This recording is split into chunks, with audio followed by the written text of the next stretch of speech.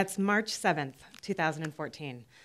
It's about 5:45 on a Friday. I'm heading out of work after putting in a very long day. I haven't heard from my boss the entire time, and I'm heading out to go have pizza and wine with one of my best friends, Maren Keeley. And I start getting text messages on my phone from my boss, and they're essentially telling me to return back to my desk and to start in on a new project.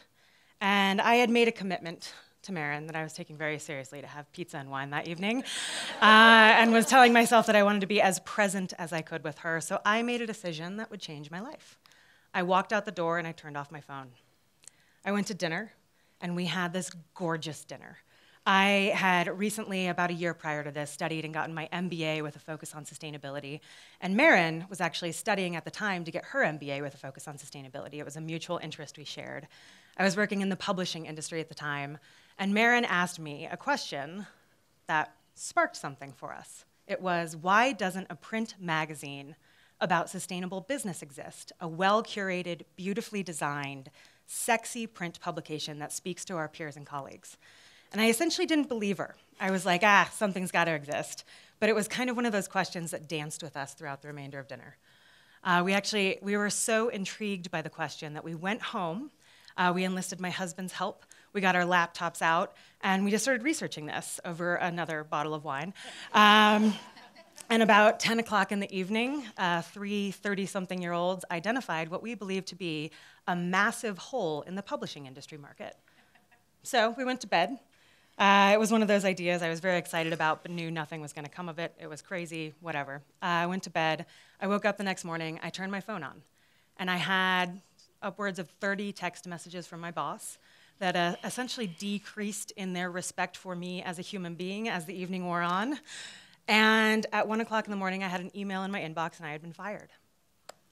And this was, for me, I kind of had two competing sets of emotion that washed over me. The first was shame. This was the first time I had ever been fired in my life. This was essentially one of the first things that I publicly felt like I had failed at in my life. And I had this cultural narrative that our jobs and the career path that we take is very linear. And we're supposed to, put 2 to 5 years in. We're supposed to kind of cut our teeth, do what we need to do. And I felt like I had committed career suicide. I had been at this job for 5 months. Prior to that, the job I had been at before that, I had been at for 8 months. So in 13 months, I'd gone through 2 executive-level positions, and I felt like my resume was shot. So I was telling myself this, and simultaneously, on the other side, I got the other wave of emotion that hit me was elation.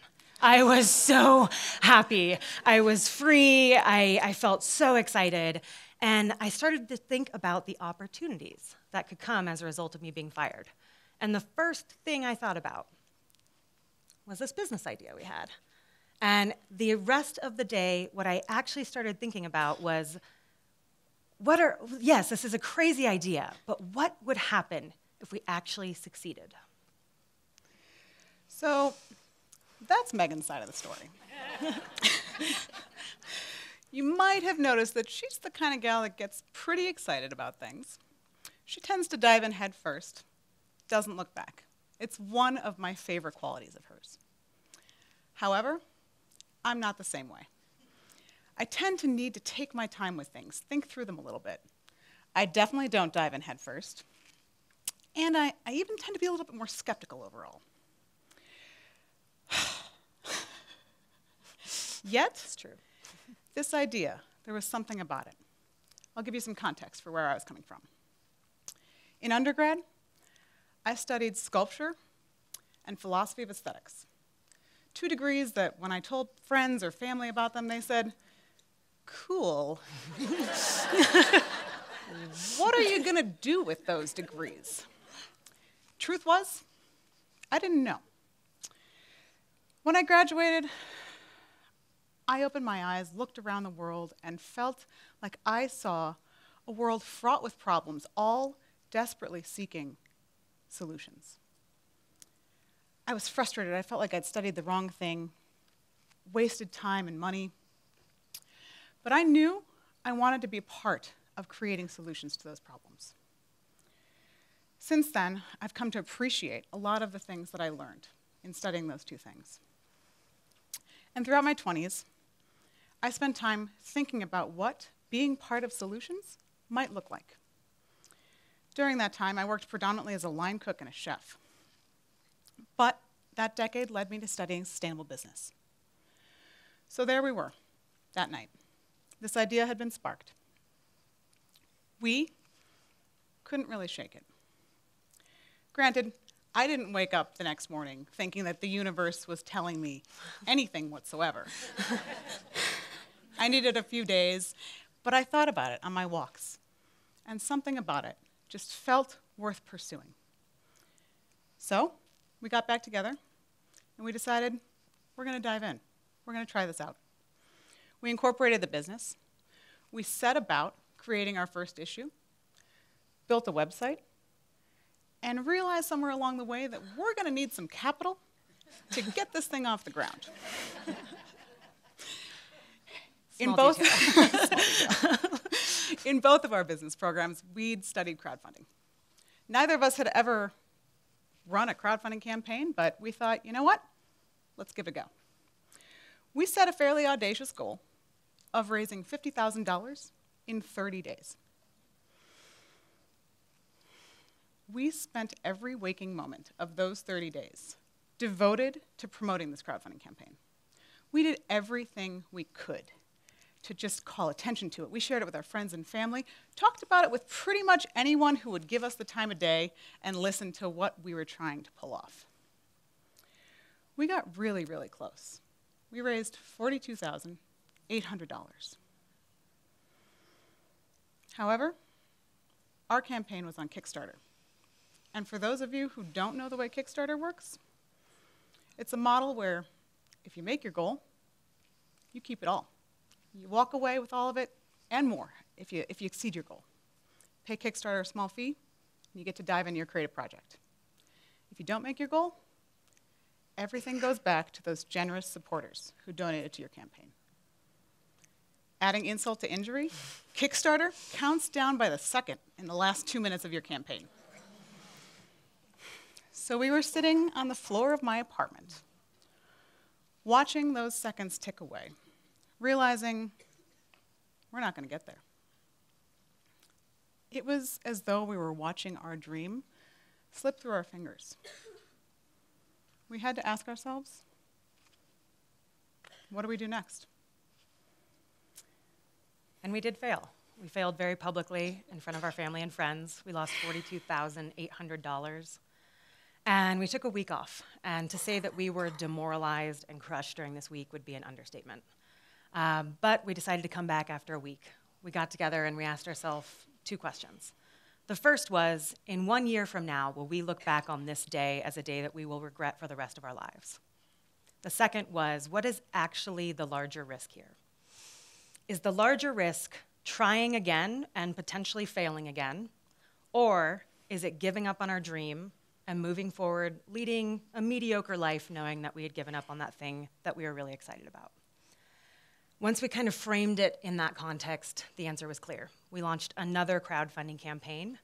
With that money that we raised on that, every personal and business credit card we had to our name, our retirement accounts, and both of our savings accounts combined, we launched a magazine. And on January 1st, 2015, our magazine, Conscious Company Magazine, was on shelves in every Whole Foods in the nation.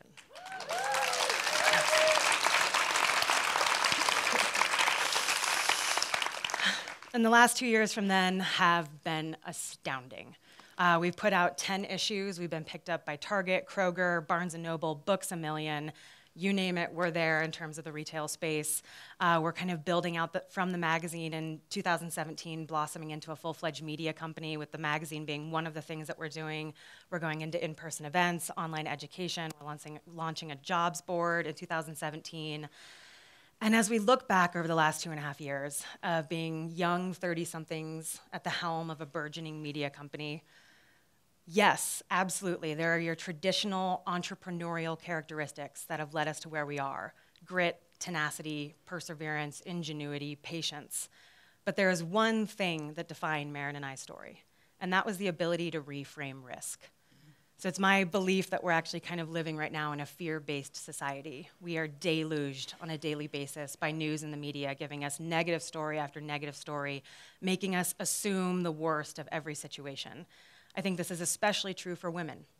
Men kind of have this bravado and there's this narrative, go big or go home. They're applauded for taking big risks. Whereas women, when it comes to taking that big leap or going after that big idea, not only are we a bit tempered in our idealism from a cultural narrative that we're told, but in some circumstances, and especially for women with children, taking a big leap is actually seen as bordering on irresponsible. So we have this cultural narrative on the one side, we've got a fear-based society on the other, and it's this perfect storm to make it so that women aren't chasing their dreams, because we are overstating risk when we actually think about that thing that we want to do. And unbeknownst to us at the time, this was the thing that we did that was different. We flipped this on its head. And we did this in the 2 instances that we mentioned, but we've also done this many times over the last 2 years. You would not believe the challenges that we have had as publishers in 2015 and 2016. It's been insane.